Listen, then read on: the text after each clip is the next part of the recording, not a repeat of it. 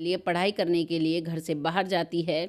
दिल्ली में जाकर कमरा लेती है और वहीं पर पढ़ने के लिए अपना एडमिशन कराती है और करीबन 3 साल बाद उसकी डेड बॉडी घर पर आती है, जिसके दिमाग की नस फटी हुई बताई जाती है।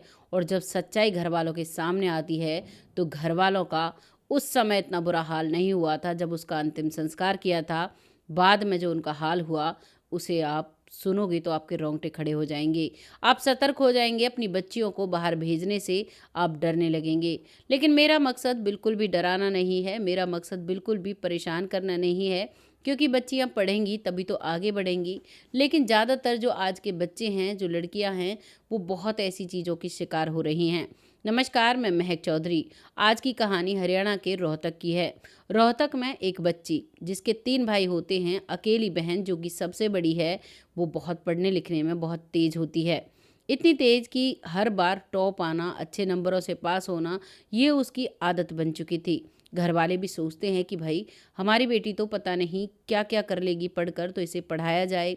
उसका पिता, जिसके पास ज़मीन तो काफ़ी थी, लेकिन ज़मींदार की हालत आप सब समझ सकते हो कैसी थी। पैसे इधर उधर से करके कुछ ज़मीन का टुकड़ा बेचकर अपनी बेटी का एडमिशन दिल्ली में कराता है।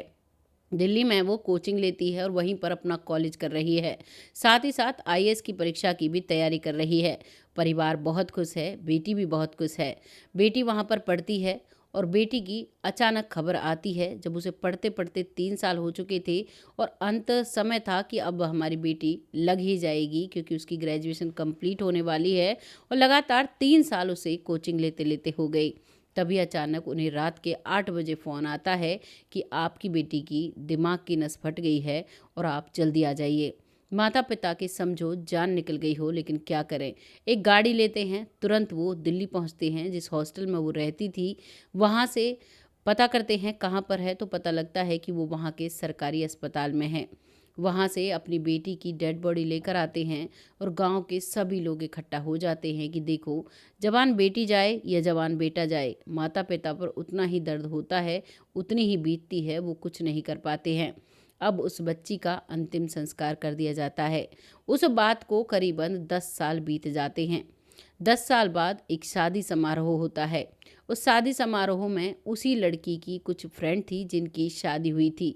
शादी हो चुकी थी, अब वो वहाँ पर उस परिवार में, यानी वहाँ पर उनके लड़के की शादी थी और लड़के की शादी में कुछ जैसे रिश्तेदार आ जाते हैं, कनेक्टिविटी होती है कि भाई वहाँ से वो लड़की है। तो ऐसे ही उस लड़की की शादी हुई थी, वो बहू थी और वो वहाँ पर आती है, यानी कि उसके भतीजे की बहू घर पर आती है। शादी समारोह में सारी चीज़ें चल रही थी, सभी रीति रस्म रिवाज सभी चल रहे थे। उसी दौरान वो उससे बात करने लगती है कि मेरी बेटी सोनिया इतनी होशियार थी, इतना पढ़ती लिखती थी, पर भगवान ने उसके साथ बुरा किया। तभी उस जो नई नवेली दुल्हन थी, उससे एक बात निकलती है कि भगवान ने नहीं, उसने अपने साथ खुद ने गलत किया था। इस बात को सुनते ही माँ को समझो मिर्ची सी लग जाती है, बहुत तेज गुस्सा आता है और वो उसके पीछे पीछे जाती है। जैसे ही वो अपने कमरे में जाती है तो पूछती है, क्यों री, तुम ऐसा क्यों कह रही थी? मेरी बेटी तो बहुत पढ़ने में होशियार थी, वो तो उसके दिमाग की नस फट गई, नहीं तो अब तक मेरी बेटी आईएएस बन चुकी होती। तभी वो कहती है कि अब तो 10 साल हो गए हैं उस समय को, आज भी आप अपनी बेटी को नहीं भूले।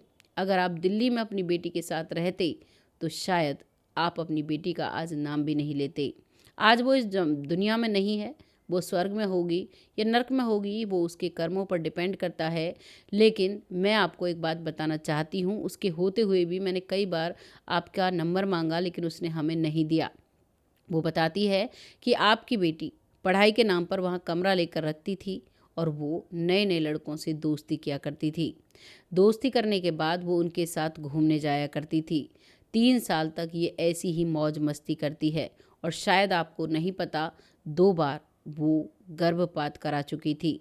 और अब की बार जब तीसरी बार वो अपने दोस्तों के साथ घूमने के लिए गई, मैंने उसे बहुत रोका था और मैंने आपका नाम भी लिया था, लेकिन वो मुझे कसम देती है और फिर मैं भी पीछे हट जाती हूँ कि इसकी इतने लड़कों से दोस्ती है, कहीं मेरे साथ कुछ उल्टा सीधा हो गया तो मैं क्या करूँगी। वो जिस रात जा रही थी उस वक्त मैं वहीं पर थी।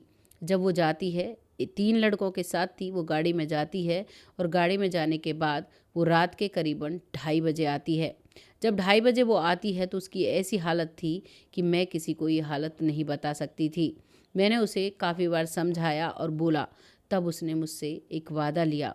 उसने मरते वक्त मुझसे एक बात कही थी कि मेरे माता पिता को मेरी ये सच्चाई ना पता चले, नहीं तो मैं जीते जी मर जाऊंगी।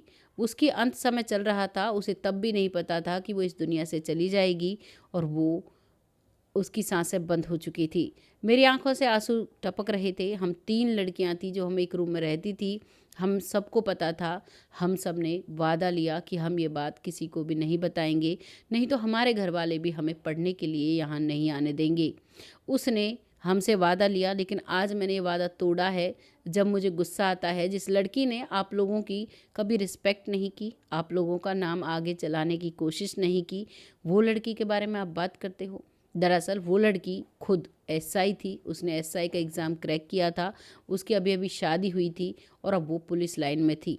तो वो हर सबूत उन्हें दिखाती है, उसकी हर वो चीज़ दिखाती है, उसकी हर वो फ़ोटो दिखाती है जो वो नए नए लड़कों के साथ जाती है। उस दिन माँ दोबारा से अपनी बेटी का क्रियाक्रम करती है और अपने पूरे परिवार को बताती है कि आज के बाद इसका नाम घर में कोई नहीं लेगा। जिस लड़की के लिए पूजा की जाती थी, जिस लड़की को हर त्योहार पर याद किया करते थे, वो माँ उस लड़की के लिए पूरे परिवार से कहती है कि आज के बाद उस कुलक्षणी का नाम घर में नहीं लिया जाएगा, जिसने इतने बड़े इतने बुरे कार्य वहाँ पर किए। और हम सीधे साधे भोले भाले हम ये सोचते थे कि हमारी बेटी पढ़ने गई है। वो लड़की एसआई भी यह कहती है कि ये बात ज़्यादा ओपन नहीं होनी चाहिए, लेकिन इतना तो होना चाहिए माता पिता को, जब हमारे बच्चे बाहर पढ़ने के लिए जाते हैं तो हमें वहाँ पर रहकर देखना चाहिए, हमें अपने बच्चे का ध्यान रखना चाहिए। ये उम्र ऐसी होती है, इसमें आए दिन मेरे पास बहुत सारे ऐसे केस आते हैं जिन्हें मैं सॉल्व करती हूँ। ऐसा आए दिन हो रहा है, कोई आपकी लड़की ने ही अलग से नहीं किया था। लेकिन ये बात मैं आपको इसलिए बता रही हूँ क्योंकि अब तक ठीक है, उसकी छवि बहुत अच्छी थी, कोई दिक्कत परेशानी नहीं थी, लेकिन आगे आपके परिवार में और भी बच्चे होंगे, आप फिर से वही गलती करेंगे तो आपको पता होना चाहिए कहाँ पर जाकर क्या क्या हो सकता है, और अगर बच्चा इस हिसाब से चलता है तो उसके साथ क्या क्या घटित हो सकता है। मैं ये बिल्कुल नहीं कहती कि लड़कियों को बाहर पढ़ने के लिए नहीं भेजना चाहिए, लेकिन लड़कियों को लड़कियों की मर्यादा समझाकर हमें बाहर पढ़ने के लिए भेजना चाहिए, जो शायद आप समझाना भूल गए। जो माँ बहुत खुश थी और बहुत प्यार से अपनी बेटी को याद करती थी, आज उसके अंदर मायूसी छा गई थी, गुस्सा छा गया था। वो लड़की बार बार कहती है कि आप ये बातें भूल जाइए, मैं सिर्फ सच्चाई आपको बताना चाहती थी क्योंकि उसने हमसे वादा लिया, लेकिन अब आने वाली पीढ़ी के लिए चीज़ें खतरा हैं। जब हम अपने बच्चों को भेज कर पढ़ने के लिए भूल जाते हैं, बस यही सोचते हैं हमारे बच्चे अच्छा कर रहे हैं, अच्छा पढ़ रहे हैं, हमारा माता पिता का भी एक फ़र्ज़ बनता है कि हमें अपने बच्चे की टाइम टाइम पर रिपोर्ट लेनी चाहिए, टाइम टाइम पर उसे याद दिलाना चाहिए कि तुम्हारे पिता की पगड़ी तुम्हारे सर पर है, अगर ज़रा भी चूक हुई तो वो तुम्हारे पाँव में आ जाएगी। और ऐसा ना तुम्हारे माता पिता सहन कर पाएंगे, ना ही कोई रिश्तेदार सहन कर पाएगा, क्योंकि बेटी ही नाम निकालती है, रोटी नाम निकालती है। हमारे देहात में ये बात कहते हैं कि बेटी या रोटी माता पिता का सर ऊंचा करती है। लेकिन वही बेटियां आजकल पढ़ने लिखने का बहाना लेकर अपनी अय्यासियों को पूरा करती हैं और माता पिता की आंखों में धूल झोंकती हैं। ये सच्चाई उस एसआई मैडम ने इसलिए बताई थी क्योंकि बहुत परसेंट यानी कि 70% माता पिता अंधा विश्वास करते हैं, बच्चियों को आगे भेजते हैं, लेकिन बच्चियां वहाँ पर उल्टे गुल खिलाती हैं। 30% लड़कियां जो कामयाब होकर आती हैं, जो अपने माता पिता का नाम बहुत ऊंचा करती हैं। मैं सभी के लिए ये चीज़ नहीं कहती, लेकिन सभी को अपने बच्चों पर खासा ध्यान देना चाहिए। बच्चे बाहर अकेले पढ़ रहे हैं तो उनकी टाइम टाइम पर रिपोर्ट लेनी चाहिए, उनके सोशल मीडिया अकाउंट्स को हैंडल करना चाहिए। आपको हर चीज़ की नॉलेज होनी चाहिए, जिससे कि वो बच्चे अगर किसी गलत रास्ते पर जाते हैं तो माता पिता वक्त रहते उन्हें समझा सकें और जो ज़िंदगी वो जीने के लिए आए हैं उसे शांति से जी सकें। कहानी आपको कैसी लगी कमेंट सेक्शन में ज़रूर बताइएगा। ये सच्ची कहानी है, रुला देने वाली कहानी है, बहुत हैरान कर देने वाली कहानी है, और ऐसी कहानियों को सुनकर बहुत गुस्सा भी आता है, लेकिन क्या कर सकते हैं, हर इंसान की सोच अलग होती है। और जब बच्चा बालिग हो जाता है तो उसे ऐसा लगता है कि अब तो पूरा संसार हमारे हाथ में है, लेकिन ये गलत है।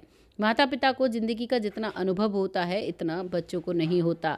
बच्चे हमेशा जीवन भर जो सीखने वाले होते हैं वो जीवन भर अपने माता पिता से चीज़ें सीखते हैं, क्योंकि इंसान जब तक सीखेगा तब तक वो ज़िंदगी जिएगा। जिस दिन उसने सीखना बंद कर दिया उस दिन उसकी ज़िंदगी से सारी खुशियाँ मिट जाती हैं। आपको जैसा भी लगा है कमेंट सेक्शन में लिखिएगा। बहुत जल्द ऐसी किसी सच्ची कहानी के साथ आती हूँ। तब तक के लिए जय हिंद, जय भारत।